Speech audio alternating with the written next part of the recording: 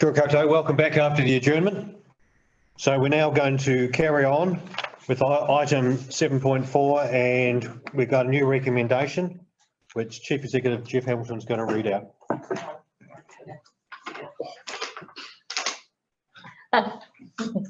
All right, so recommendation 1, instruct the CEO to engage with Masterton District Council and South Wairarapa District Council CEOs to develop a business case for a single joint Wairarapa animal control facility and bring this back to council by the 31st of August 2022.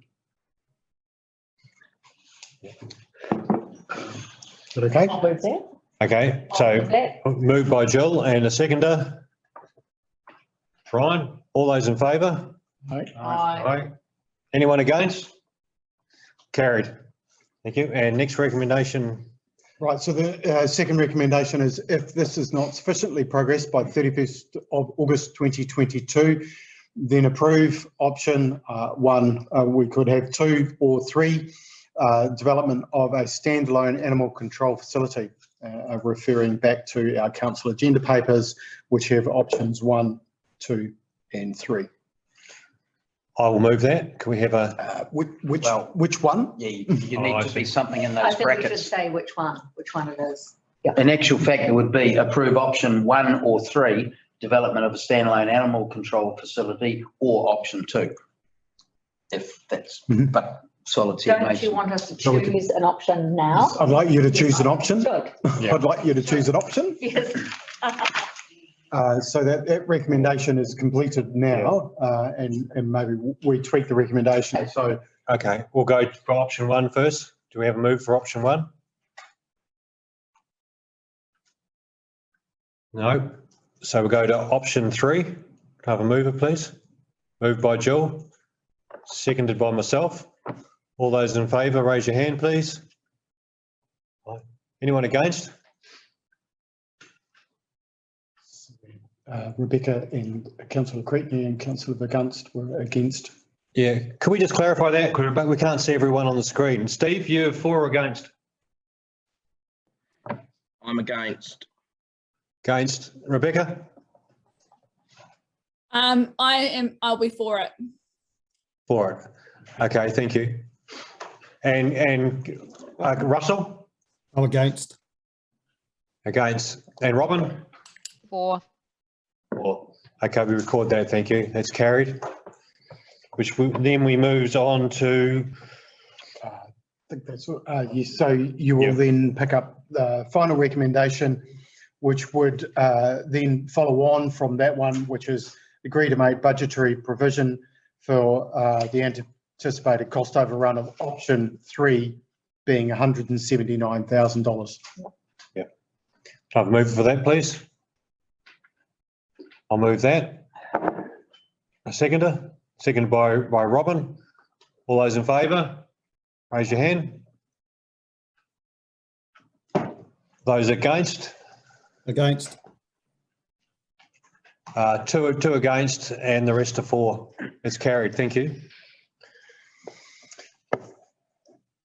Well done, everyone. Can I say thank you, and I will do my absolute utmost to progress this. Thank you. Good luck. Good on. Thank you, yeah. And thank you, Solitaire, for Thanks, the Sol. work on this, yes. You're welcome. Well, okay, now we move on to item 7.5, which is the Three Waters Reform Better Off Funding Package. And that is on page 35 of the agenda. And it is being presented by Kelly. Perhaps I could Delegate to Chief. Kia ora, Your Worship. Kelly drafted the paper for me, and I have decided, well, I will present it. So what I'd like to do in terms of perhaps adding to the paper,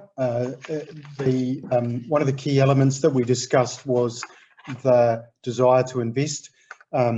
What we have had, the feedback from Crown Investment Partners is that if we make a submission with, as I've suggested here, multiple work streams within that submission, Crown Investment Partners will allow us to transfer funds within the submission as those ideas progress.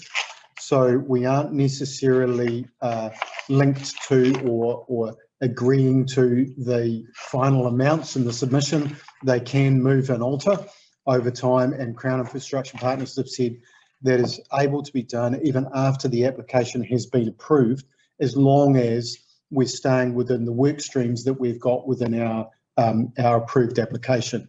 So what that means is, if we have one of the ideas in here that may progress faster than some of the other ideas, we can reallocate the funding within the $1.7 million cap to those ideas. So for example, if the nursery idea came off sooner rather than later, then we would be able to reallocate some of the funding within the work stream. We couldn't start a new work stream, but we could reallocate within the work stream. And so I just wanted to clarify that piece as part of this paper. Happy to take questions. Yep, it's open up for questions. Thank you, Jeff. Questions? Steve, you've got a question? Thanks, His Worship. Jeff, I'm just thinking about the eastern growth and the impact it will have on the treatment plant.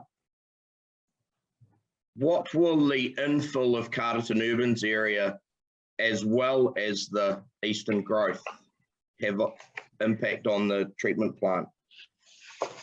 Yeah, a very good question, Councillor Creaney. I think the reservoir system that we're installing and the potential to discharge to land is really important, but you're absolutely right. Before all of that, we've got the treatment plant, which will require some work, assuming 1,000 new houses or 1,000 new properties in the district. Residents will create significantly more wastewater flows. So we will have to invest in both infrastructure in the eastern growth area, as well as drinking water and wastewater infrastructure back in our facilities. The intention of this was slightly vague, and that was deliberate, because it really does determine, I think we do need to look at the overall plan and our investment. So some of that investment may be back in our facilities, and some of it may be in the ground in the eastern growth area. So I'm more thinking along the lines of, with the changes to the district plan, and we have been informed that there's approximately 700 sections available in Carterton already. With the changes to the district plan, that could easily increase to approximately 1,000, say. Let's say the infill occurs at around the same time as the eastern growth. Some areas of that may occur. Is the treatment plant going to be able to handle that on top, both going on at the same time? So let's say 2,000 more houses in Carterton. That's certainly a possibility. It's not one that I'm hoping we'll face. Certainly, it is a big possibility. With the change in minimum land size area will allow more infill housing, which will occur in the urban regions, which are already connected to water and wastewater systems. So you're absolutely right. It will drive significantly more investment in infrastructure requirements. That comes down to our forward works plan. It also comes down to keeping an eye on those building consents that are coming through, and determining whether or not we have to change our forward works plan for both our water and our wastewater system. At this stage, we're not planning on it. Those changes haven't gone through. Until they go through the district planning process, we haven't incorporated them into our long-term plan and our capital planning yet. Thank you. Another question just about the trance funding that you've mentioned. One thing I'm struggling to understand is you're hopeful that the tranche one funding will lead those projects on to tranche 2 funding to be able to carry on. My concern is we're only going to be going out and engaging with the community when it comes to what we're going to do with the tranche 2 funding. If we're already locked in with what we're going to do with tranche 1, and hoping to carry those projects on with tranche 2, are we really limiting what we can engage and ask the community to submit on? Because we've already practically decided. Great question. Great question. It is a desire from Crown Infrastructure and also from us to try and link tranche 1 and tranche 2 together. And that's more about ensuring that we encourage the government to release the tranche 2 funding. So that's an important criteria for us. You are correct in your comment. I should clarify, just because these are our tranche 1 projects, it shouldn't limit our tranche 2 projects. So they can be as wide as necessary, and we can add new projects in at tranche 2. So this investment here is really about feasibility and capability studies to ensure that we can follow through with tranche 2. If they determine those projects or those work streams are no good, we can pick up new work streams in tranche 2 and head off down a different path. Thank you. Yeah, thank you, Steve. Other questions? I've got one. Yeah, go ahead, Brian. Chief, 4.1 in the discussion, funding agreement commitments. Part of the agreement, by the look of it, is the recipient must respond to and comply with any reasonable requests. How do you define that, Jeff?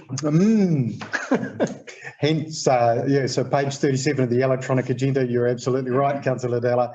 I thought it was worthwhile highlighting some of the requirements or the clauses that the DIA and Crown Infrastructure Partners funding agreements mention us to require. So I would expect a reasonable request would be to assist the NTU with the transfer of the assets. So that would be data on assets, GIS, forward works plans, long-term plans, information on staff, information on customers, and information on plans. I think where the line becomes a little bit blurred is where those reasonable requests may be for staff to be entirely dedicated towards the project. So there's a little bit of a grey line there as to how far a reasonable request goes. My expectation is it is our plans, our long-term plan, our asset data, our customer data, and the things that you would reasonably expect a water services entity to be interested in. Thank you. Thank you. Rebecca.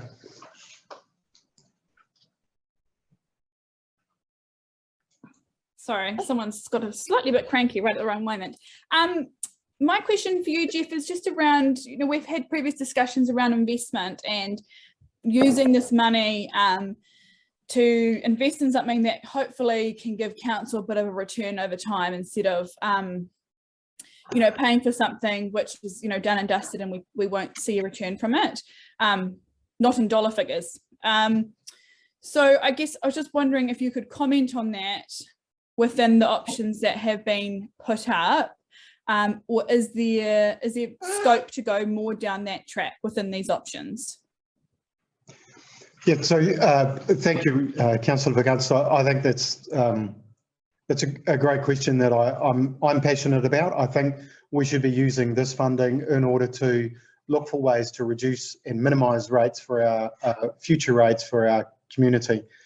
I see two areas for that. The first area is the development of a nursery option. So Greater Wellington are very keen to have a seed propagation nursery in our area. Most of the seeds that are propagated with Greater Wellington, particularly for native plants, are grown outside of the area. So they are eco-sourced in the Wairarapa and are grown in Blenheim. So I would see the opportunity for the development of a nursery, and I go back to our previous conversation with a partnership with Ngāti Kahu Kura-Whitia. I would love to see the development of a seed-based nursery here in Carterton to grow Greater Wellington's Wairarapa-sourced eco seeds into trees that particularly native trees for our community. And I see that as a potential huge opportunity for us to help offset rates, future rates for our community. It would also assist us with land-based discharge of our wastewater. The second area is probably the eastern growth area, where I see opportunity for us to participate with landowners in terms of development of that eastern growth area. And I see the opportunity here stepping in, not necessarily as a developer. So I know council's decided that in our housing strategy, we don't want to be a developer, but we could be a partner. And often that partner brings capital to the table, not necessarily development experience. So I see us as being a partner with the landowners in the eastern growth area in order to help that area develop into something that is better for our community, but also allowing council to experience some of the uplift that will occur with that development and use that to offset rates. So I see two areas within this plan as certainly linking to investment for the future. Just a quick follow on from that then. I didn't get any of that from the option A that you have put in the report. So if we're going to go down that track, are we able to make that very clear that that is an option? I'm happy to. I would indicate that this is about feasibility. So the first part of funding is investigating feasibility on where and how we might do that. So absolutely happy to incorporate that, Councillor Biggs. Okay, you comfortable, Rebecca, with that? Yep. Yeah, I might comment more in the discussion part. Okay, thank you. Dale. Just following on from Brian's comments, first time I've seen the funding agreement and reading through it, there's an awful lot of conditions, rules and compliance expectations on us. And there's also clauses that are really weaselly on their part. I mean, the question is, what are the risks and how do we minimize the risks of the other signatory partners really welshing on the deal that we've signed up to? I mean, we've got national starting to campaign on repealing and things like that. Nobody really knows what that looks like. But if we are taking tranche one and investing to fast track projects, what are the risks on us of this unraveling from their side and not ours, and we're left holding something that's got greater cost implications than our funding partners are willing to step up to? I mean, you probably can't even answer it, but... Well, I have, there are risk mitigation strategies. So I think what's important is that we limit our expenditure and our investigations to the funding that is available and not make commitments beyond the funding that we have. So for example, if an option for investment came up that was beyond the funding that we had that required tranche 2 funding, we should limit our engagement or commitment to that option until tranche 2 funding was available. So I would see us investigating, bringing things to a head, and then pausing until we had capital. I think that's the first step. I think the second thing that we're trying to do here is link the 2 tranches together, which provides some sort of the best kind of impetus we can for the future government to not renege on their commitments. And as far as we go, I think that's about as much as we can do. Yeah. No, thank you. I hope that was going to be your answer. Well done. Yeah. Good question, though, Dale. Any further questions? Okay, no further questions, so we'll open up for discussion. Who would like to start discussion? Robin, I realise that you're going to have to go soon, so if you have any comment, maybe you should be first cab off the rank. Thank you. I'm just trying to locate my comments and find which pages. They are all on. I must say that I was happy to read sort of top of page 37 of the agenda that the obligations attached to the Better Off funding packaging are not binding and don't commit us to either this council or future councils to the reform process. So it's actually nice that it appears that the money is no strings. Haha. I'm just having a look through the list of what our officers have recommended. I'm very much in favour of the Māori responsiveness strategy and investing in that. I think that's an investment that has been lacking, and I think it's more important than ever that we are investing in it, and it's a great opportunity. And also in managing and mitigating the climate change, and in the previous report around the dog pound, using some of the better off funding, and in this report as well for solar panels and rainwater storage, etc., and sort of trying to keep it carbon neutral. I think that's to be commended. It's just so disappointing that, you know, we're trying to mitigate climate change and it's just cost prohibitive so much and so often. Sorry, I'm just quickly trying to scan through and read all my notes at the same time. Yep, I'm in favour of the proposal that you have put forward. Yeah, sure, Robin, thank you. Other comments? Dale. Yeah, only a little bit tongue in cheek, but not really. I just noticed reading through all the documentation that even the name is pretty fluid, you know, better off support, better off funding, better off package. And even the name better off is pretty inflammatory and subjective. The jury's still out whether it is better off, but every time we talk about it, the assumption is that, you know, it's all unicorns and fairy dust. But in reality, it still doesn't feel that way. Not of our doing, but I just, yeah, it was the first time I've actually read through the full funding document, and if that was a hire purchase agreement or a sale and purchase agreement on a property, I don't think I'd sign it. Pretty one-sided. Yeah. It's pretty one-sided. You know, for a partnership agreement with local government and central government via their various entities, it's not the best document I've ever read. Okay, thank you, Dale. Any other comment? Oh, Steve. Thanks, His Worship. Look, I just wanted to mention, I'm still struggling with the Eastern growth, knowing what we potentially have in front of us with the infill, and excluding the fact that Three Waters may be taken off us, we're going to get this funding, and Three Waters may disappear and we might not get tranche 2 as such. I'm just concerned that the urban infrastructure for our wastewater and so forth, is it going to handle the new areas that get developed within the urban area as it is now, or should we be looking at putting some of that funding into it, or are we avoiding that, hoping that this carries on and National doesn't repeal it? Okay, thank you. Discussion point. Yeah, definitely a discussion point.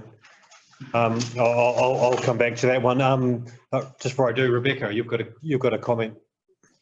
Yeah, I guess what I would really like to suggest is that we highlight a couple of these, or a direction today, and that staff go away over the next month and really hone it down to take back to our August the 3rd meeting. We do have time. We don't need to submit this until September, and I just feel like it's not quite there yet. For me personally, I would like us to consolidate a little bit and pick maybe 2 or 3 that we think are going to bring us a return in the long run, and focus on those. A lot of other councils, they have alternative streams, revenue streams. Carterton doesn't have anything, or very little. And, you know, this money is something that we're not going to get relatively strings free, even though there's a whole lot of fine print attached. But we're not going to see something like this come come to Carterton again for a very long time where we can utilise it as a good investment. And I guess my concern with a lot of the items on this list is that we're going to spend the money. We in some of them, we're actually going to end up having to pay for things further down the line because of them. So yeah, I guess that's my position. I'm not comfortable with this list as it stands. I would like to see it reworked a little bit further and then come back to our August the 3rd meeting. Okay, I will get Jeff to comment on that because we need to know if that's possible, and also it'd be good to get his comment. But just addressing from my point of view, and Steve, what you said with the Eastern Growth Area, I totally understand where you're coming from. But we've got to remember too that the Eastern Growth Area, and I don't want to spend too much time on it because it's only one small part of what we're talking about. It's also part of the Wellington Regional Growth Framework too. And the whole idea of being part of that leadership group is to get the support for infrastructure to do with that. So that is recognised as a Wellington Region Growth Area. So there will be infrastructure support with the Minister of Transport and the Minister of Housing sitting on that as well. And everyone plays their role in that group, and it's supporting each council in the area to achieve the growth that is part of that overall plan. So I have faith that will happen, and certainly with the infilling is going to become more available, but at the same time, that's a 30-year vision for the growth. So we need to carry on with that work, I believe. But I will now hand it over to you, Jeff, just to address what Rebecca said. Yeah. Thank you, Greg. Look, a great question, Councillor Viganst. I think it's risky to pick winners, and particularly at an early stage of investment.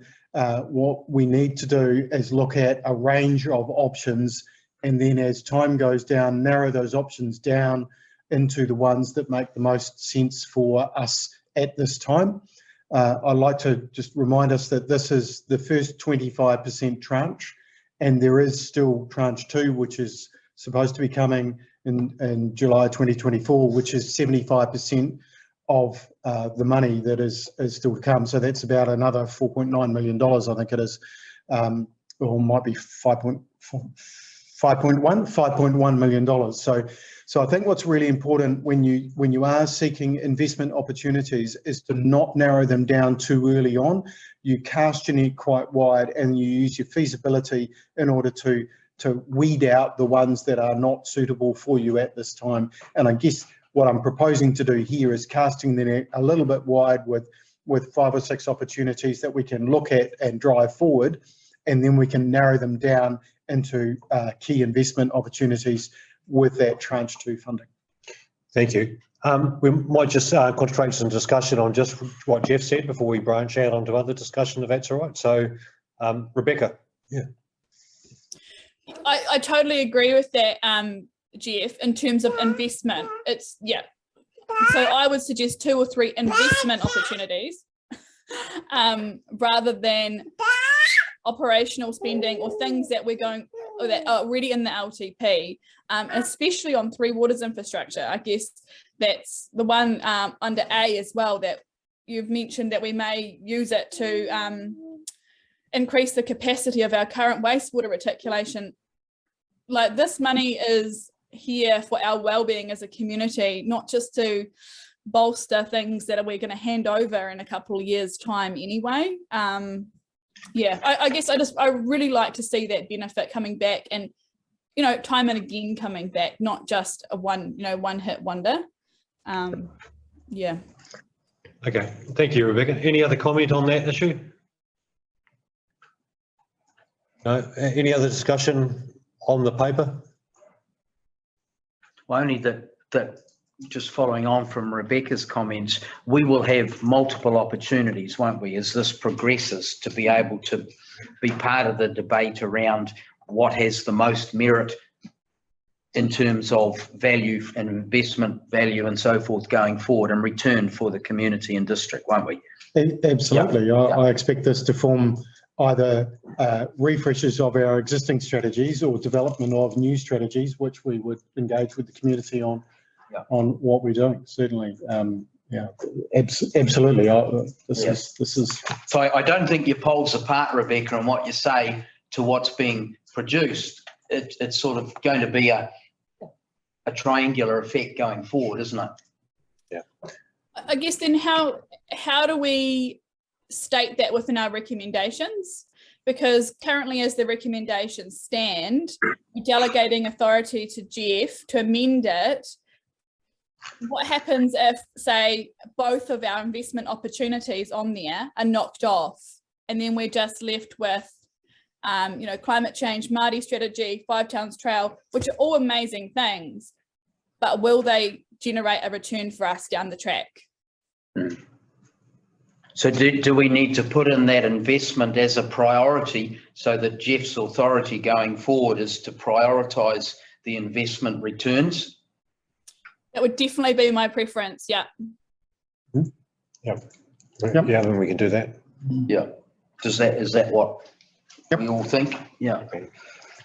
Okay, so I'll if there's no further discussion, I'll go to the recommendations, and Jeff, just while I'm going for the first two, can you just amend the third one? Yeah, thank you.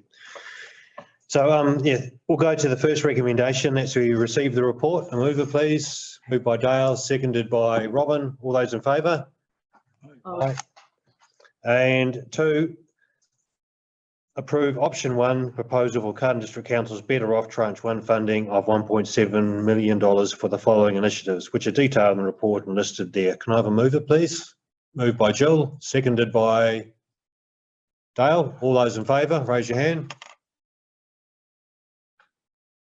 Thank you. And all those against?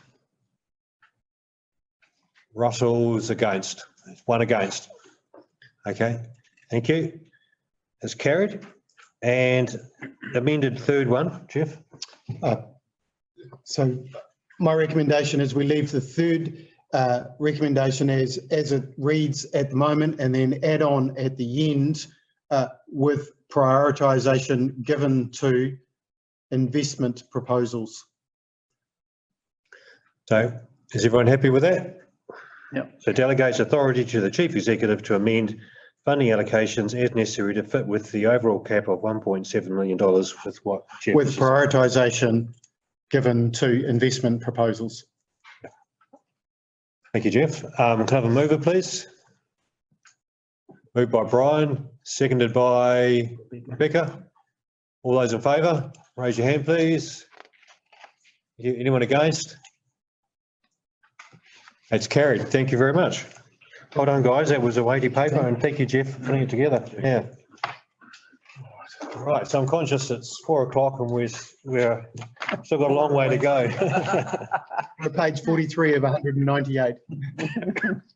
Sorry, excuse me, Your Worship, I do need to leave the meeting to head off on a road trip down to the Great Ocean Road.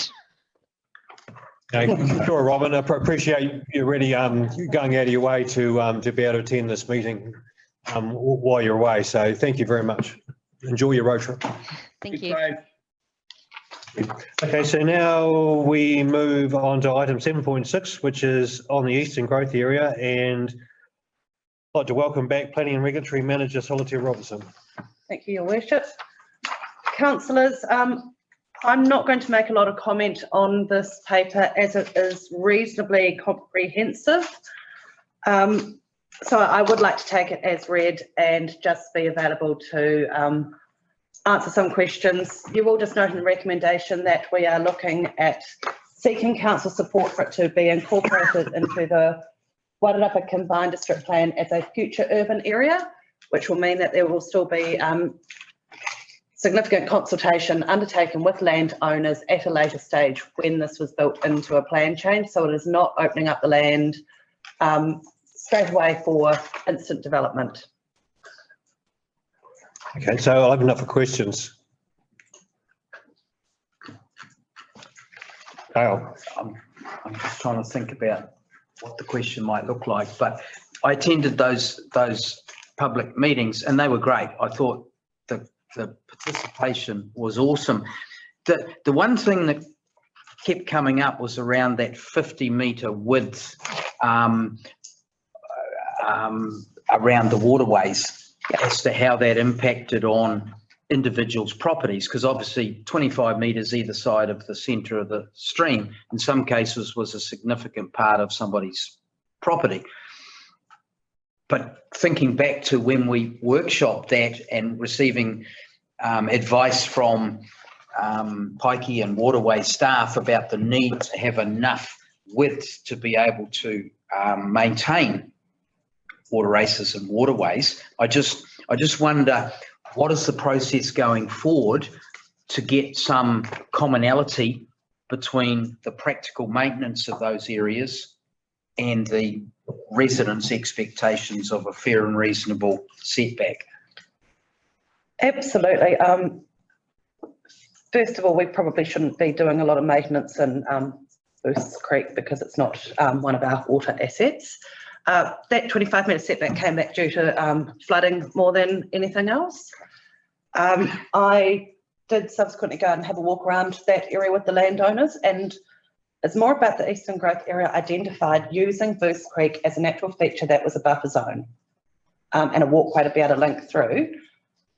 When there was, if at a later stage the elected members do want to actually open that up and go through a formal structure plan change, that's where you'll start getting down to that nitty gritty. And your other options for the nitty gritty, it may be that actually Park Road North is too hard and doesn't form part of the structure plan at all. So they're the conversations that you would have when you go through that structure plan and you start looking at your Section 32 reports, which is your cost benefit analysis. Yeah.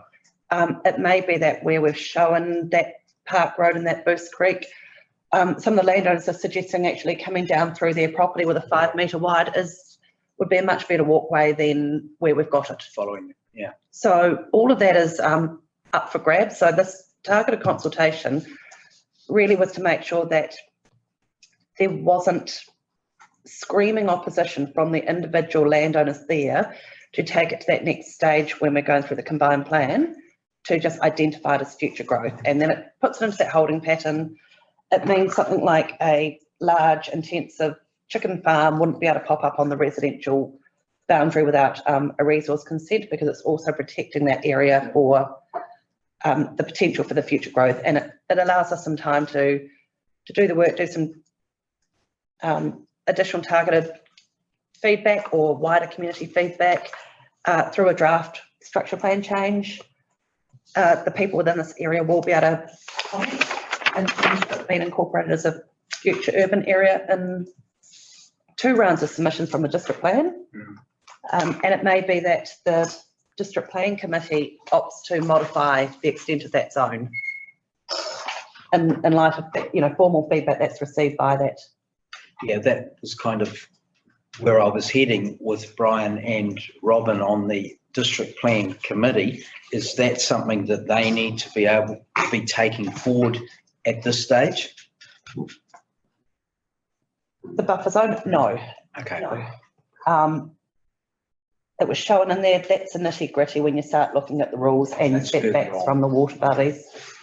And also too, via the district plan process, we would probably end up with a greater indication too, with the submissions from where regional council is sitting in terms of what they would deem to be an acceptable setback from a water body. Yep. Thank you. Okay, thank you. Rebecca? Yeah, I've got a few questions, and they might not all be in very logical order, but I'll just go down in the way that they present in the report. First off, I just want to say thank you to Solitaire and also to Planalytics for this engagement that's been done with landowners. I think it's really, really important. And reading through some of the submissions, I think there's some really useful ideas in there, which I'm hoping that we can take on board and spend a bit more time on. Now, questions. So the first one is page 102. So around, you've mentioned just above point 3, a couple paragraphs above it, says something about the Wairarapa Combined District Review. It may be prudent for council to reassess minimum lot sizes within stages 1A and 2A. And I'm just wondering when and how does that happen? what's the process for that once we hand it over to the district plan committee? That would be via the formal plan change process. So it would be identified as a future urban zone. There was some debate about, is 250 square metres too small? Some people want it, some people don't. A lot of the feeling in those 1A and 1B areas that have come out from the landowners, and this is why we flagged it in the report, is that they thought that that was too small, and this is their land. A lot of that pushing for the smaller came from the original feedback and was actually by people that didn't live within the identified area itself.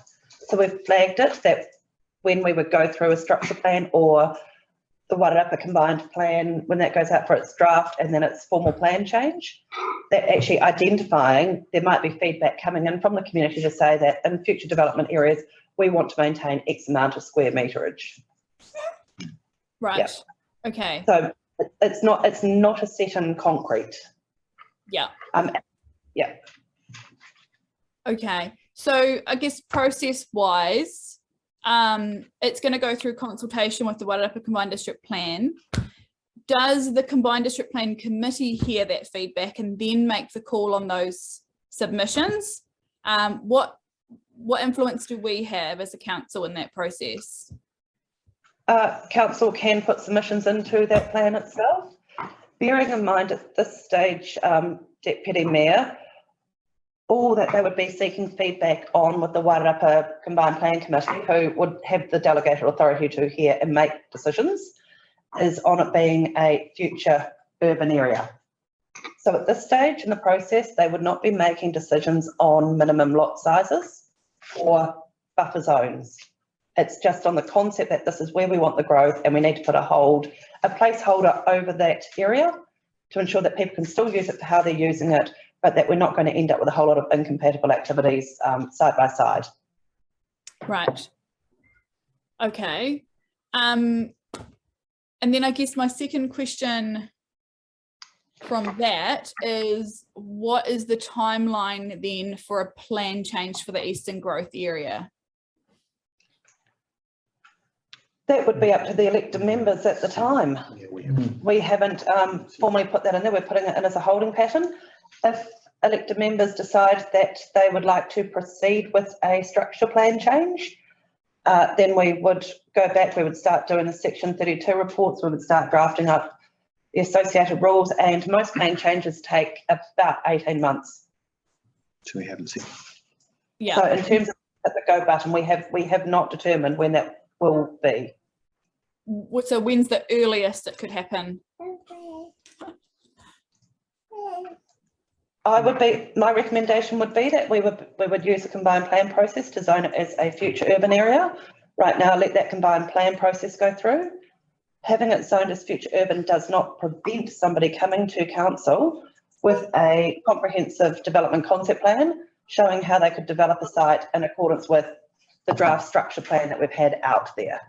But they also need to show how that they can service it themselves, how they can reticulate water, how they can do their on-site stormwater disposal, and how they can dispose of the sewer. Because at that point, it's falling outside of a formal structure plan. Okay. All right. But in terms of timeframes, we can't give you a definite date, because that is an elected member decision as to, if I get told to proceed with a structure plan, then that is what we will do as officers. Yeah. Okay. But in likelihood, it's not going to be, it will not be before the district plan is adopted. Can't be. No. Oh, it can't be. No. So several years. Okay. Couple of more questions. One of them is just around the consistency of people's requests. So on page 103, I've noted that the owners of Richmond Garden have indicated a preference for setbacks and landscape buffers, which could be considered at the time more detailed planning is undertaken. Would we do that during the structure plan then, or sooner? Yes, yeah. No, that would be done part of the structure plan, because you would update the maps and you would detail that a lot more. The reason that we've mentioned Richmond Gardens and the likes of Premier, is that there were two quite key anchor points within that area that we specifically had individual one-on-one meetings with. To seek their feedback, and also there's quite a bit of green space around the Richmond Gardens that could potentially link to Carterton Park, that we definitely wanted to ensure we were not going down the wrong path or to try and provide those green linkages. Yeah. Okay. And buffer zones, particularly with Premier, you know, looking at buffer zones too, that interface between an industrial activity and potentially residential. How do you manage that? Okay. Yeah. I guess one of my concerns is that other people have requested the same thing. So how do we differentiate between those requests, or is there a framework that we work to? But that's probably not a pressing item right now.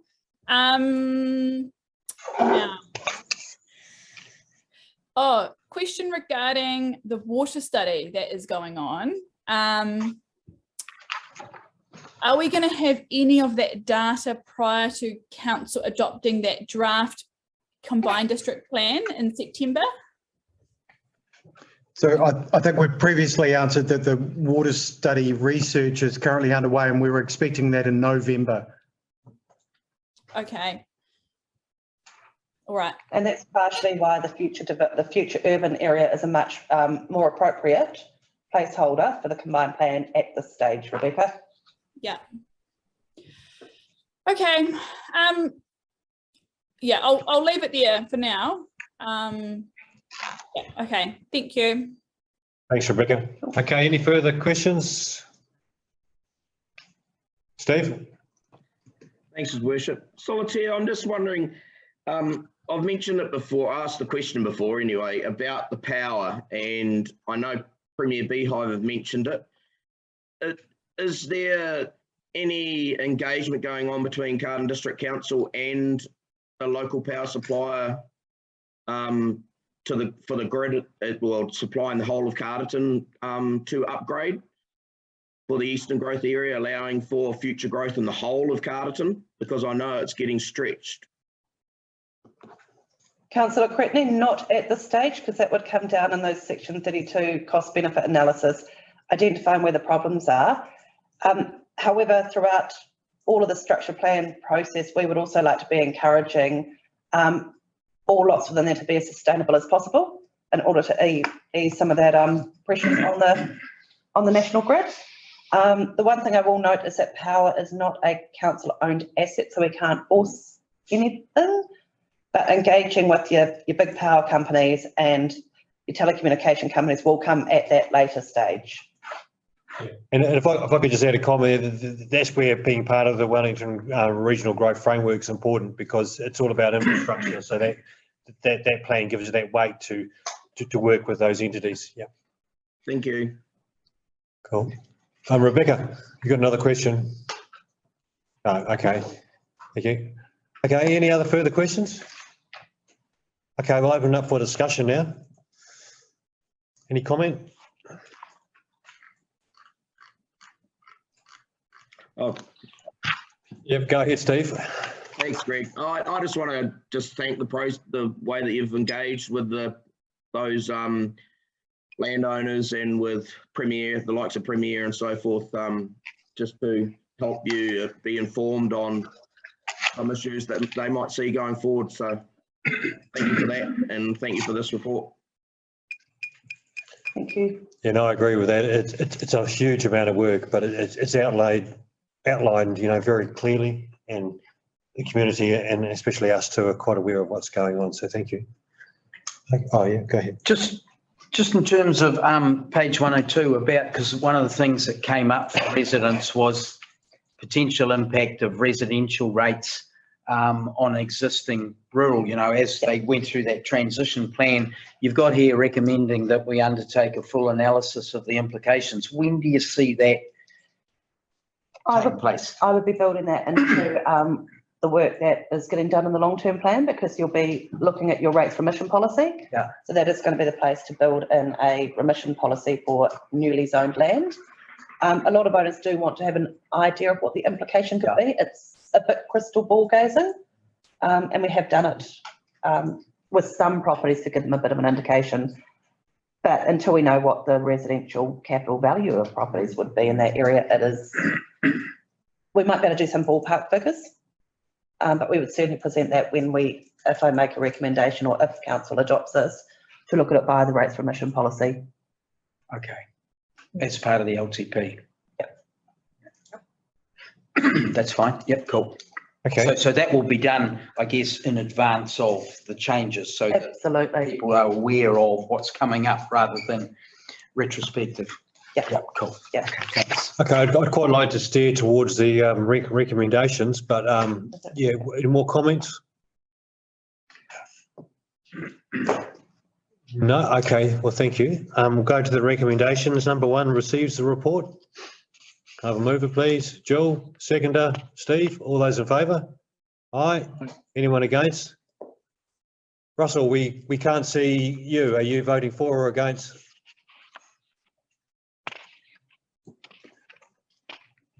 For. Okay, thank you. It's for.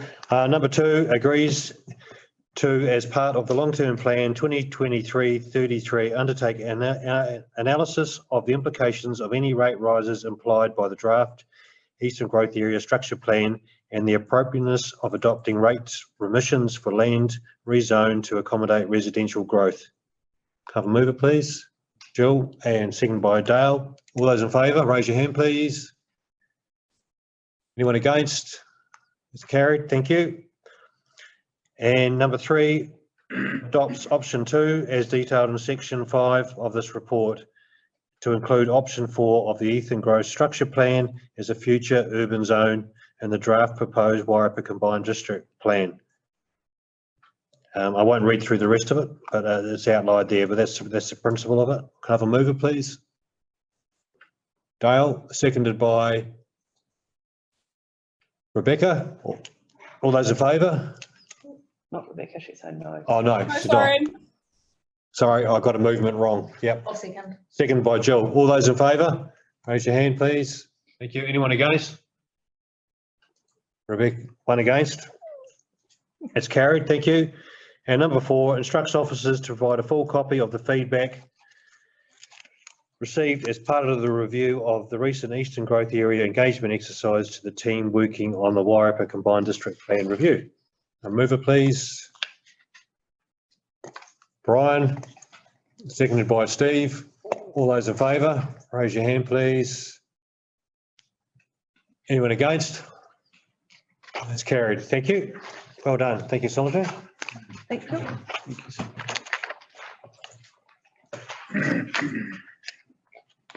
Right. I have item 7.7, 2022 resident survey.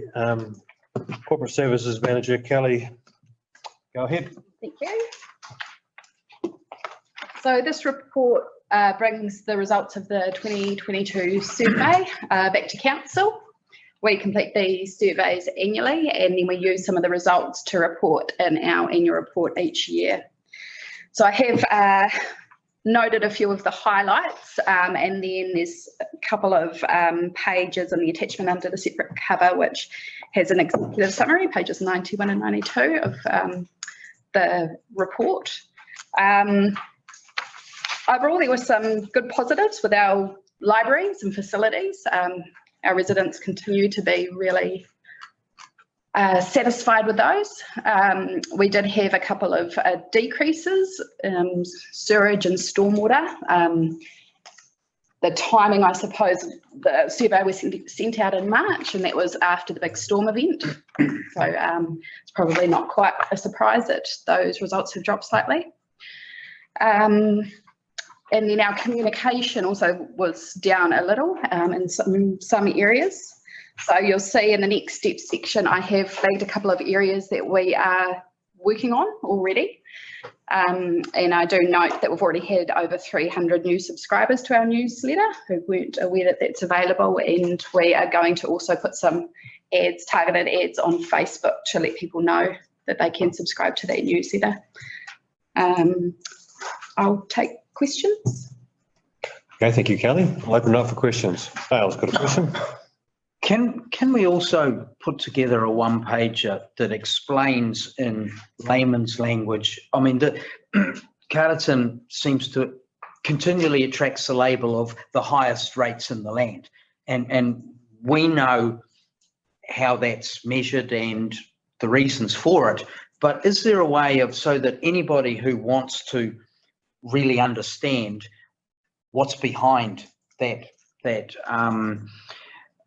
assessment can actually pick up and read, that's not biased either way, but sets out Yeah. that it's measured off base rate, not user charges, and so on, so that people can really understand it? Because I find when people talk to me about that and I explain it, they understand.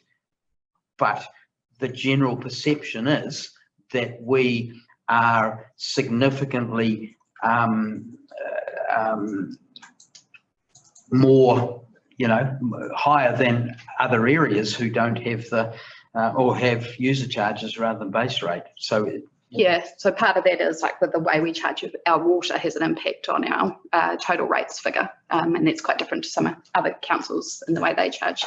So yes, yeah, we can look at how we communicate that. We do put out in our rates insert quite a bit of information around, what you get for your rates and how that works, but maybe we could think about an explanation of that particular message so that we can share it and respond. We could do that. I mean, part of it is we do have a small ratepayer base. Mm-hmm. So it is difficult to, split your rates over fewer properties than other districts have. So that is a challenge as well. But yes, definitely part of it is the way the mechanics of the calculation work. So we can look at that. Thank you. Thank you. Other questions? Okay. Got one more, and Okay. more probably in discussion, but a question. Yeah, just a question, Brian. Yeah. Yeah. Kelly, the value perceptions are the probably most the most that we can improve, or the biggest opportunity for improvement, shall I say. Sorry. So I'm just wondering whether we can do that partly by what Dale is saying and communicate in the one pager, but do we need to hold a workshop and discuss this in depth more over an hour or so, and then come up with a evaluation page, or of what we can improve on? Is that the best way of doing it? Yeah, that's something we could look at. I think there's some easy wins in there that we've tried to target straight away. You're right, the value perception does have a really high rating on the overall satisfaction of our residents, and so part of that, in discussions with the contractor that did this, is explaining to our ratepayers, yes, you're paying this, your rates, and these are what you can get. These are what you get for it, and making sure that there's understanding around what we actually deliver. Because if you look at the things that council delivers, it's a huge amount, and we have done a one-pager on that in the past, which we can, of course we can bring out again, but also maybe some conversations around other ways to improve that value perception. Perhaps I could add to that as well. I think the survey reflects the fact that the community has been through a couple of years of lockdown, now facing inflation, increasing costs, COVID, flu, etc. So services that council used to provide that were used quite frequently, like this event centre, haven't been utilised nearly as much, and so the value perception it tends to shrink because a lot of our community haven't been here. They haven't seen shows and they haven't seen the things that council has put on. Daffodil Day's been cancelled a couple of years in a row. So as again, we find the things that council used to do have been shut down for reasons outside of our control. So I think as we move into a slightly freer environment where the event centre's open, where Daffodil Day does occur, I think we might see a change in value perception. I think you're absolutely right in terms of rates and communication with our community, and part of that will be council management delivering on what we promised to deliver, and taking the plans and actually turning them into reality and being transparent with it. And just with regards to transparency, normally this resident survey ends up in our annual report, which we believe, given the pressure on auditors, won't be until about December this year.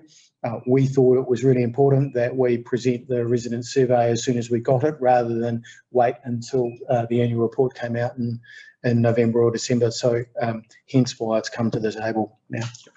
Can I just add, we are doing those the videos at the moment about the surveys we offer. So we've put the parks one out there just to kind of build that awareness, I suppose, of what council is doing. Yeah. Thank you. Rebecca. Yeah, and my question's around the sample size.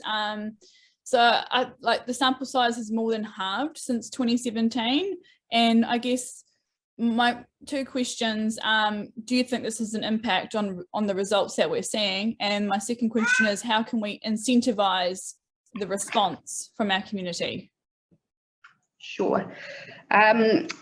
So our expert has said the response rate of 484 is still a good enough response to give us a view of what's happening. But you're right, the response rate has decreased. I think part of the challenge is having a small number of residents. If you look at the sample, the total sample is 2,400. It means sometimes the same people are getting them. And once you've done one, maybe people are less likely to do one the next year as well. And then another challenge, I suppose, is it is quite a lengthy survey. So there is a link between the length of the survey and how many people will respond. So that is something we want to look at next year, whether we do reduce the size of the survey, and possibly that will help increase the response rate. We do need to make sure we target the key areas, the satisfaction measures we've set out in our long-term plan, and the key ones that we really feel like bring us value, but that is a potential area we can look at. Okay, thank you. Okay, any other questions? Okay, comments, discussions? Sure. I was just saying one area that hasn't been highlighted but shows quite significant decreases is actually what is called governance and reputation. So on page 11, page 19, and then on page 27, it has you've got the priority analysis, and we're right up here, and it hasn't been mentioned in your report, and yet that's one of the major areas. And then obviously going through to section 6, you see that a lot of younger people are not obviously happy with what they feel. I'm assuming that's because they find maybe the rates are too high, or I'm not sure quite why that is.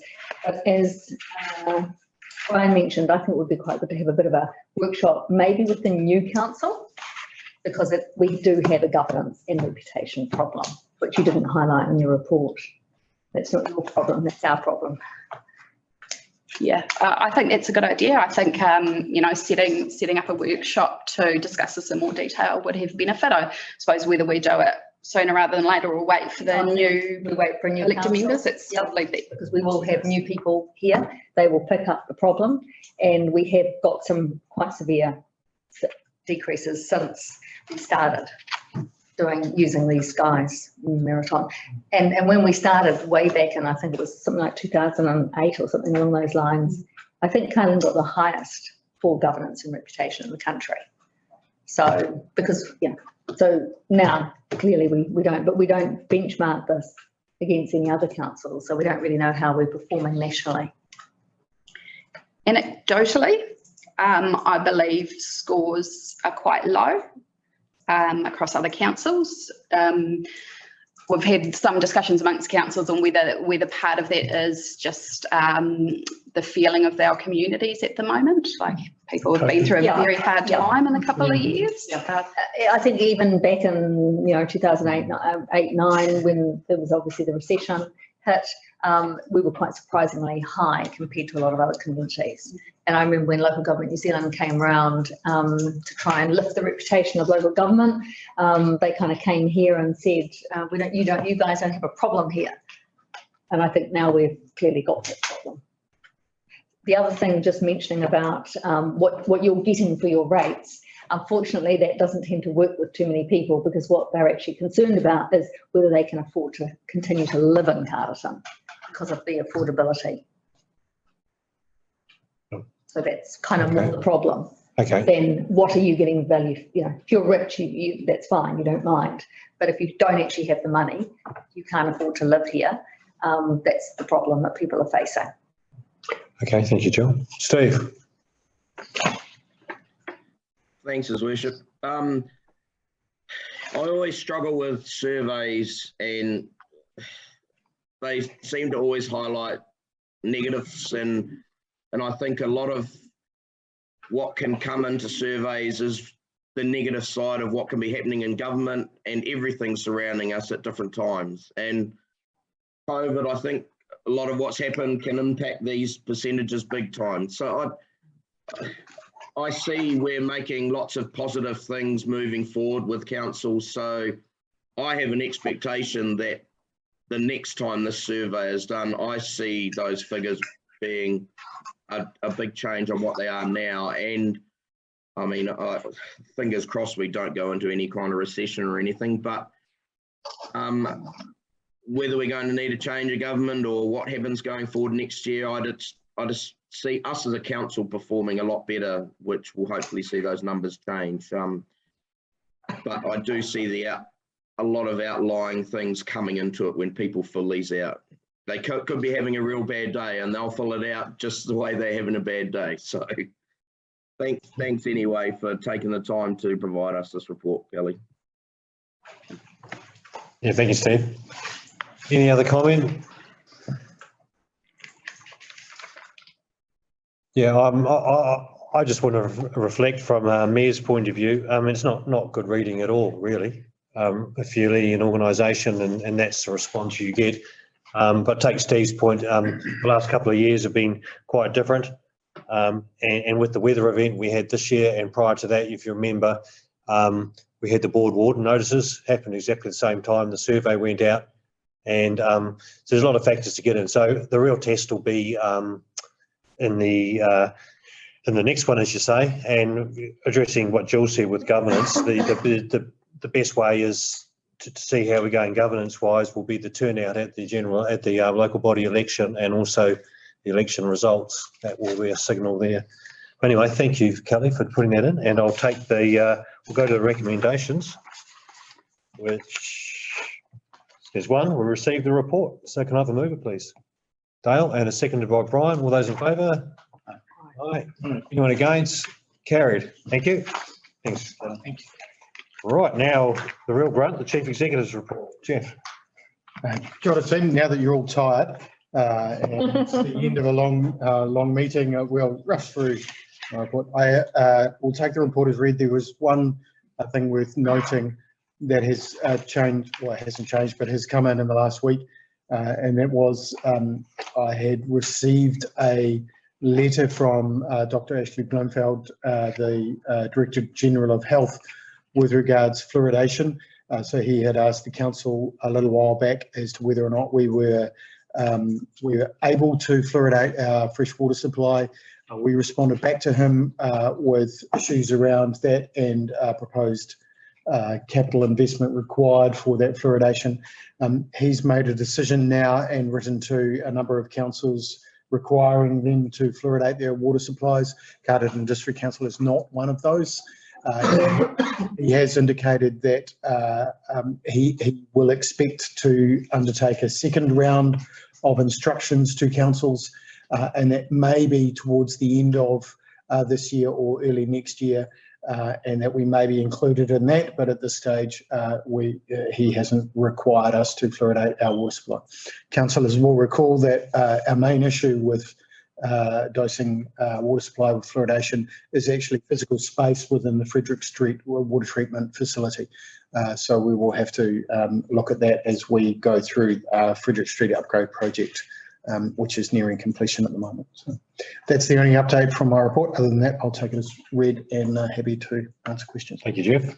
Questions?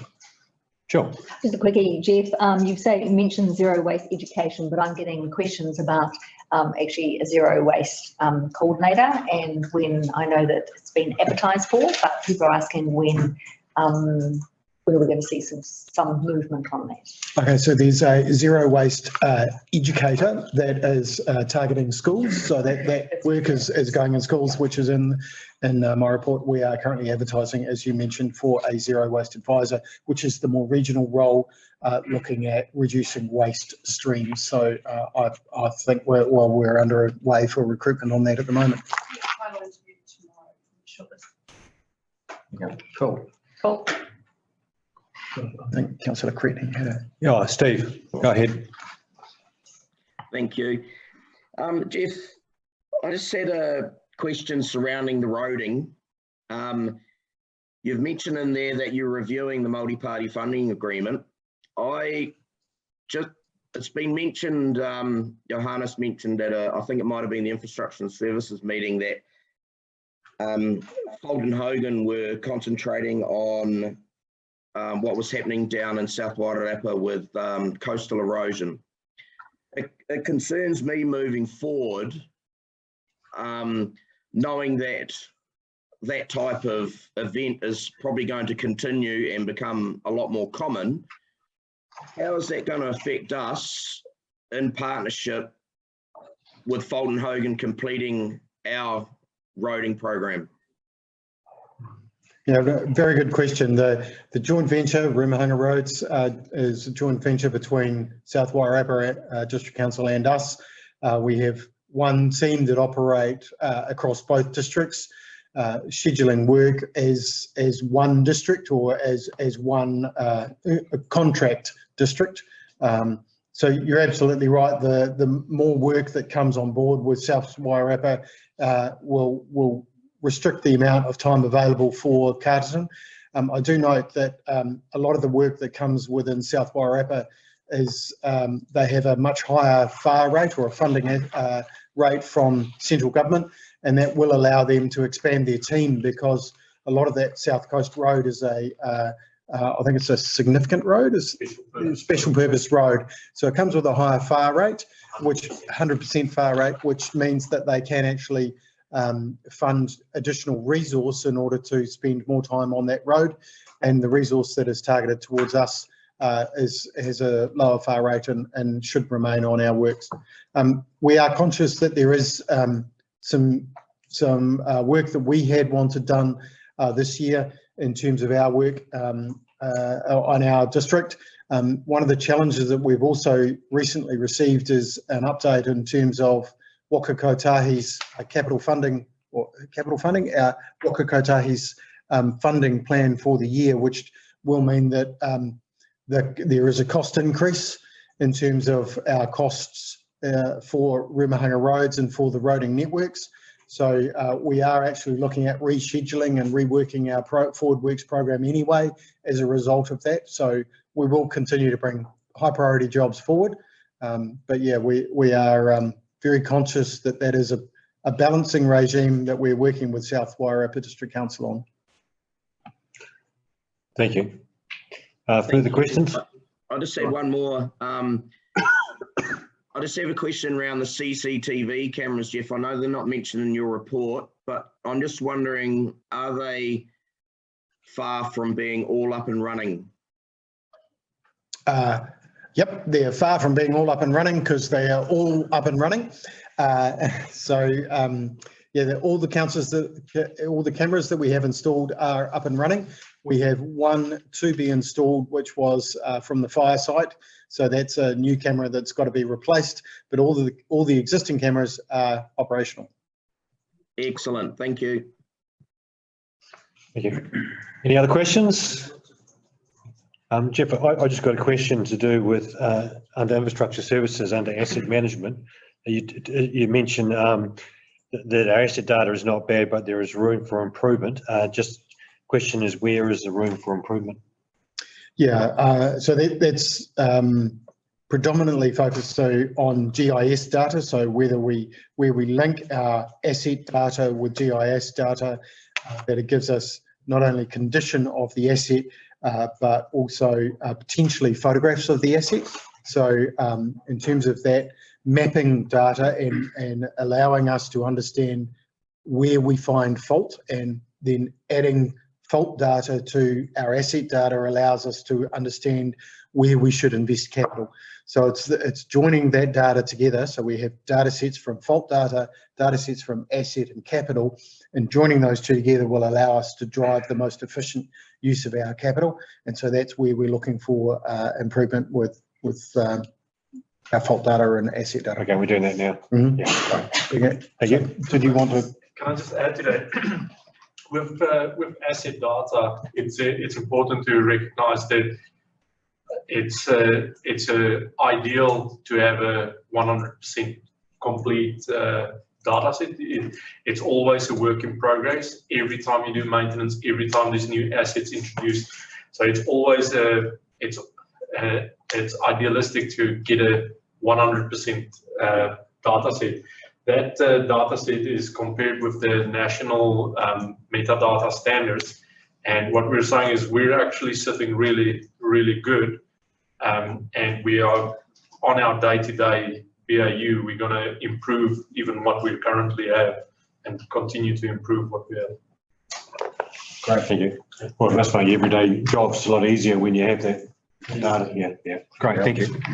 Okay, any discussion on Jeff's report? Just to comment around the mural that Adrian Jackman's done down at the pool. Looks fantastic from as you go past. I just wonder if there's a way of acknowledging somehow civically, Martin Doyle with his work down at Wild Oaks, and Adrian, and these people that are using their time and expertise to brighten up our community. Whether there's some way I don't know what arrangement we've got with these people, but is there a way of acknowledging them for their contribution? Maybe Rebecca. I mean, Rebecca, you've been involved with a lot of that work with Adrian Jackman and other mural projects. So through creative communities would be a good way to recognise them. It depends how you want to recognise them, Dale. I mean, we could send them a letter and say thank you very much for the contribution that you've done. So I'm not 100% sure with Martin Doyle's mural, but I know that the other murals, the artists have been paid for their time and for their contribution. And I think, to be honest, that's probably one of the best ways that we can recognise artists is actually by paying them well for their time, because it is a huge amount of time that goes into it. But yeah, other than that, I mean, a card or something in the crier. No, I was just thinking from a public good perspective for us as a council on behalf of the public. I think they've continued to brighten up our community, and yeah, just appreciation is all. Maybe this is enough if they're watching. I think that, I mean, a message would never go astray, and some public recognition. I think we've already shared it on our Facebook page, but it might be worth a mention in like the Carterton Crier or some of our comms going out as well. Cool. Okay, thank you. If there's no further discussion or comment, Steve here. Yeah, sorry, Greg. I just had one more comment. I just wanted to thank the council again on behalf of Lions for the donation of the wood from our Ngātawhai Reserve. It's most appreciated, and that will come back to the community, the elderly in the community. So thank you. Sure. Okay, thank you. So we'll go to the recommendation, and there's one that we received the report. Have a mover, please. Brian, seconded by Dale. All those in favour? Aye. Anyone against? No. Carried. Thank you. So now, Three Waters reform update. And Jeff Hamilton will talk to that. Good. Kia ora team. Look, I'll again take the paper as read. Really things to highlight in the paper. The new water services entity bill being introduced to Parliament. The proposal that officers have is that we make a submission on the bill. We will work with the Wellington Entity C councils in order to prepare that submission. It will probably reflect a number of the concern or the comments that they're making in that in the bill. There are a couple of wrinkles that I've mentioned in there in terms of timeframe or a minimum viable product and confidentiality. Confidentiality falls outside of the bill. but the timeframe and minimum viable product might, or at least the idea behind minimum viable product will be looking at. I guess my feedback to council is there will be additional water services entity bills, and they will cover the economic framework and economic regulation, as well as the planning integration framework. My feedback is that our involvement would be better served by concentrating on economic regulation, which is pricing for consumers in our community, and that pricing parity, and also the planning integration, which is how we integrate our spatial and district plan changes with the water services entity planning. I think the structure of the water services entity bill, now that I've picked up a great deal of the governance and accountability comments from those working groups, is relatively robust, and there might be quite a lot of grandstanding from some councils on this particular bill, so our voice may not be heard. So that's pretty much in terms of the Three Waters reform update. We'll keep this report coming back to council on a regular basis. Happy to take questions. Yep, okay, questions, thank you. Minimum viable product. Have we received clarity on that from anyone? I've received, certainly I've got acknowledgement from NTU personnel that they are talking about minimum viable product. I don't have any clarity from anyone in authority within either the DIA or government around that they are considering minimum viable product.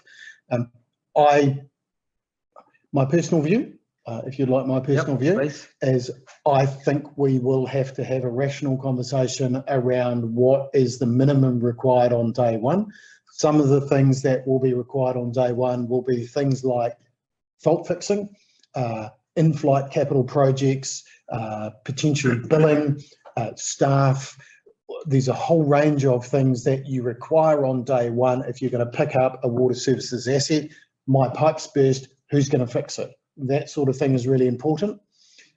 Asset transfer, debt transfer, reserves, a whole bunch of other things can be backdated that really aren't necessary on day one. So I think they are having a pragmatic conversation around prioritising their workload to make sure that the things that are necessary on day one are delivered for the water services entity first, and then they will work through the process of bringing everything else on that they can do as much as possible.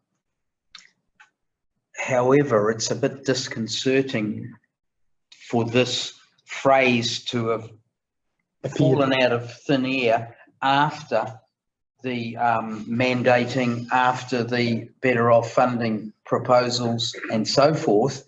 And I guess my concern or my question might be that if you take that phrase literally, could that mean in the future that on day one of Three Waters, the entity might say, we'll cherry pick some of what you're currently doing and leave you with the rest until we're ready to pick it up? In which case, how does councils operate if they've lost staff or they've downsized or pivoted to be expecting to not have Three Waters as its own responsibility after that date? You are correct. It is a big risk for council. It is a very big risk for us that that parts of the Three Waters will be left behind, and how we manage that risk, I think we're just going to have to continue the conversation with the government. But yeah, it is a very big concern to us and to me as a chief executive, because we will be expected to deliver water services right up until midnight on the 30th of June 2024, and doing that with a declining base and potentially with fewer staff than we have or we need. Yeah, it's a real concern for me. I suppose, sorry, if I can just, I guess, put it out there. Normally in good faith negotiations with a secondary party, you would accept that there's still good faith in there. The fact that the technical reference groups are required to be bound by confidentiality suggests that there's discussions happening that won't necessarily favour councils or the public. And I guess that's the concern. We're meeting, you know, with our MP Kieran in a couple of weeks' time, so hopefully we can have this conversation and try and get some clarity, or at least send back to government our nervousness around this. Yeah, I think potentially we could leave, chunks of assets out. So, my risk would be I'd be keeping a close eye on stormwater asset, which is quite a difficult asset, generally speaking. Has very little in terms of revenue attached to it. It's quite challenging in terms of understanding what is a stormwater asset, what is a roading asset, what is a river or a creek. So that's one that I'm keeping a close eye on at this stage. Sorry, last question is, does minimum viable product work both ways? Can we invoke minimum viable product for our own future and refuse to hand over some of it because we consider that's a minimum viable product for our business? Thank you for your rhetorical question, Councillor Williams. Yeah, Thank you. you used the wrong terminology. You said a normal negotiation. Negotiation doesn't come into it, I don't think. Yeah. Thanks. Cool. Rebecca. Yeah, just a continuation of that discussion, actually. I'm curious as to where this term was first raised. So what's the context and how did we find out about it?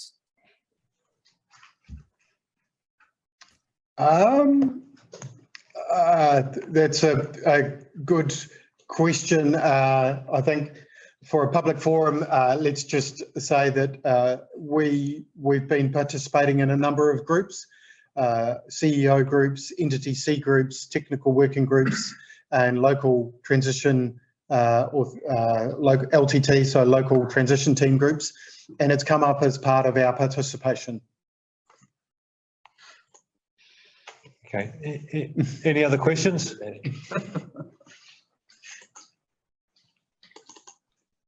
No further questions, so we'll open it up for comment discussion before we go to recommendations. Any discussion, comment? Probably just that one of the confidentiality clauses. Are we getting any headway there or anything we can do? Thank you, Councillor Zeller. We've highlighted this through to the National Transition Unit, and I think there is a clear expectation from the higher levels within the NTU that the confidentiality was there to be used sparingly. And I think our raising this has actually filtered it back down to within those working groups that management from the government, from the Crown side, expect it to be used sparingly. So I have seen a change in behaviour from some of the NTU working groups that they've been more open with their conversations. It'd be fair to say this process will leak like a sieve, and attempting to enforce confidentiality is probably going to be a relatively futile exercise. That'd be my personal opinion. Yeah, I just had concerns for our staff being put in that position, basically. It's not good. Yeah, good. Thank you. Okay, any other comment? Okay, well, what we'll do is we'll remove to the recommendations. We'll acknowledge the report, Jeff. It's a great snapshot of time, exactly where we are. Thank you, Johannes.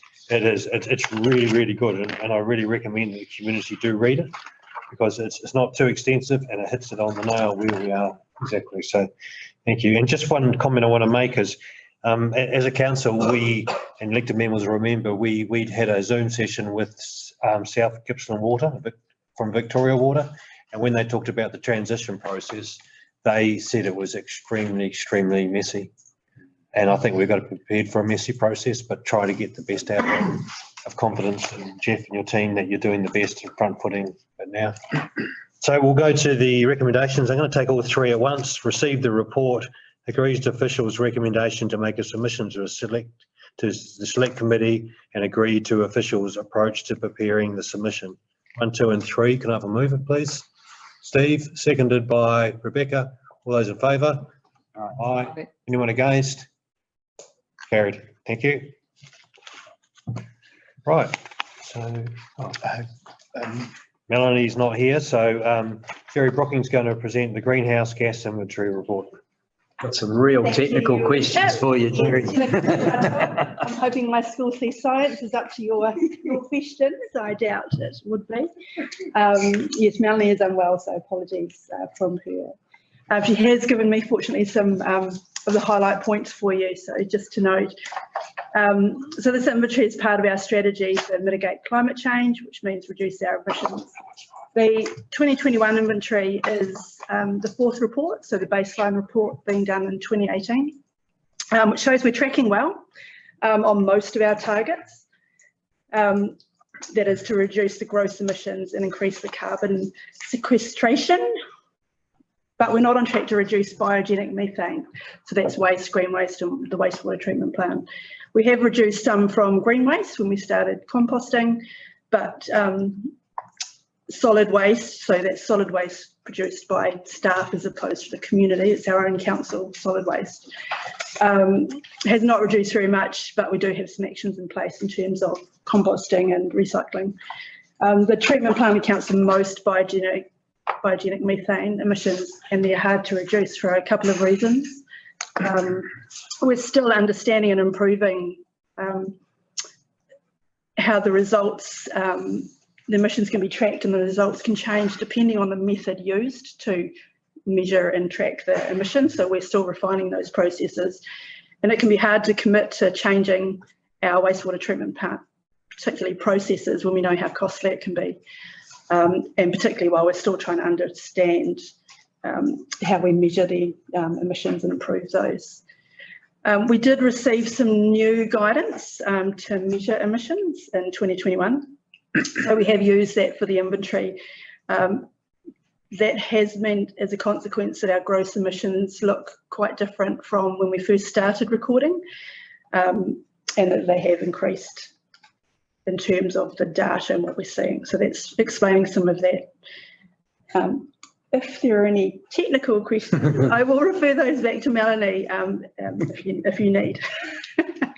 Thank you. Thank you for presenting the report and filling in for Melanie. So just questions? A few, dear. Yeah. Square root of pi. Yes. So we have a question coming in for you from Steve. Yeah. Thank you, His Worship. I'm not sure if you're going to be able to answer this question, but it's around our existing treatment ponds and the sludge. Would the removal of lowering of the sludge level assist in the amount of, or lower the amount of emissions we have of the biogenic methane? You're correct, Councillor. And go. I will not be able to answer that. So I will come back to you. I'll have to talk to Melanie. I could take a guess, but I wouldn't want to steer you wrong unless anyone else wants to do a start of 10. My thoughts would be no. I agree with Just on my experiences with dairy plants, Steve, No difference. it is no difference, I don't think. And yeah, it won't make any difference. If anything, a little bit of sludge is good. It's the new volume that'll Yeah. It'll be the excess volume that'll. Thank you. Oh, There you go. well done, Brian. Collaborative work style going on here. Okay, so any comment, discussion? If not, we'll go straight to the recommendation. So we'll go to the recommendation, which is we received the report and attached document Greenhouse Gas Inventory 2021. Can I have a mover, please? Jill, and seconded by the new Climate Change Ambassador, Brian. All those in favour? Yeah. Anyone against? Carried. Thank you. And while you're in that role, Jerry, we'll move on to the next one, So which is a submission on the Ministry for the Environment's draft National Adaptation Plan. this is just formalising the submission that has been made in the beginning of June. So it came out to CE staff and elected members to understand it. So you've seen this submission, had an opportunity to feed back, and this is just confirming the details of that submission. So take that as read. Ratification of the submission. Yeah. So any questions? Comment? No. Okay. Well, we'll go. Thank you. We'll go to recommendations. But it was a good process. It was good for everyone to have a feed in, and the three councils to do it to get together. So fantastic. So I'm going to take all three together, and I'm not going to read them out because they're printed there. So can we have a mover, please? Dale, seconded by Steve. All those in favour? Aye. Anyone against? Carried. Thank you. That's how you do the dog. Now you tell me. Right. So the next one is the number 712, Local Government Official Information and Meetings Act requests, page 184. And we've got Kelly. Thank you. So this is our update since the last report. We're still tracking similar to 2020 for the number of requests we've received. Since this report was drafted nearly 2 weeks ago, we've had a couple more come in, but it's definitely a trickle at the moment. Good. Otherwise, I'll take questions. Okay, any questions? No, any comment? Oh, yep. Go ahead, Steve. Thank you. I just want to say that I think this highlights once again, as I've mentioned a couple of times today, just the improvement that you can see in council, if I can put it that way, in the whole running of council and everything. And I mean, we're down to 36 for the first 6 months of this year. In the same period last year, it's 77. So I know there was a few things going on last year at that time, but I just feel the communication and the reporting and everything has just got the council on a good stead and moving forward. I hope those numbers stay around that level. So well done. George, Steve. Okay, any other comment? Oh, thank you, Kelly. We'll go to the recommendation, and that's we received the report. So, Steve, you happy to move that report? Yep, cool. And a seconder, please. Ryan, all those in favour? Aye. Aye. Anyone against? Carried. Thank you. So we now move on to the report, the Local Government New Zealand Annual General Meeting, and that's Jeff presenting that on page 192. Thank you, Your Worship. Just wanted to confirm, so this report will delegate authority to the Mayor and the Deputy Mayor to attend the LGNZ AGM and vote on the remits and the processes that are participating. I'd just like to note that the report talks about a conference. It's now a week later on July the 28th, and will be online as opposed to being in person. Right, so it's pretty standard, the same as basically the same report as last year. So is there any questions? Comment? Looks all pretty straightforward to me, and obviously, obviously it's just business as usual. Yeah, So it's just procedure. I'll move all four if you want to take them in block, Your Worship. Yes, I will take them all together. Thank you. Next time I'll put the dog pound at the end. Yeah. It must be getting tired. Yeah. Good So luck. 1, with 2, that. 3 and 4. Moved by Dale. Seconder, Please. Second by Jill. All those in favour? Aye. That's carried. Thank you very much. No one against, no. Okay, so now we've got a paper to, a resolution to exclude the public. The reason is stated there. So is any discussion on moving into exclusion, public exclusion? No? Okay, so Jill has moved us and Dale will second us to go into public exclusion. All those in favour? Aye. Anyone against? Carried. Okay, thank you. We're now in public excluded.